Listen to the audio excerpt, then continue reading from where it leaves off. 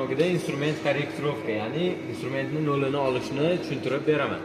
Demak, buning uchun birinchi qiladigan ishimiz MD rejimiga, ya'ni qo'lda dastur kiritish rejimiga o'tamiz va kerakli tezlikni tanlab olamiz. M03 S500.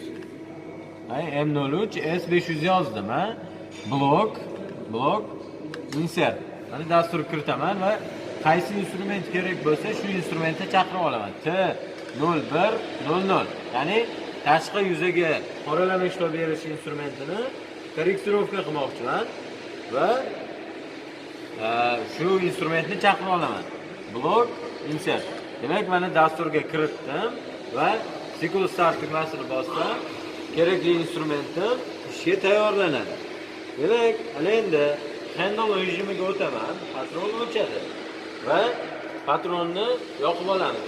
SW bilan yoqib olamiz va X, Z o'qlari bo'yicha harakatlanamiz. Ya'ni handle AX, X va Z.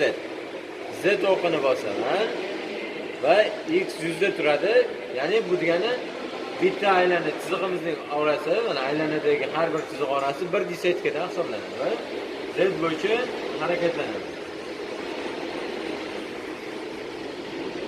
Demak, diametrni to'g'risi yo'nilgan detaldan olganingiz osonroq va bunda razmerimiz to'g'riroq chiqishi yuqori bo'ladi. Demak, I handle'ga o'tdik, mana X bo'yicha pastga tushib kelamiz.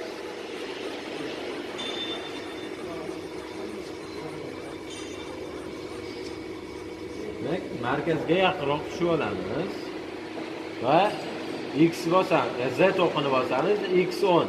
Ya'ni sotkada. Endi har bir chiziq oralig'imiz 1 sotkada. Va detalga yaqinlashamiz. Yaqinroq qolganda X1 ga o'tamiz.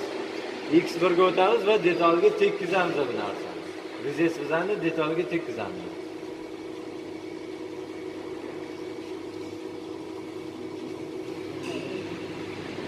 Detalga tegdi. Ovoz eshitiladi va X o'qini bosamiz, X10 ni bosamiz. Demak, yuqoriga harakatlanamiz. Demak, detaldan chiqdik va patronni to'xtatamiz endi. Mana endi asosiy ishni offsetni ichida bajaramiz. Demak, offset sijvikni bosamiz, iznos va geometriya chiqadi. Iznos kerak emas, bizga geometriya kerak. Geometriyaga kirdik va qaysi instrument?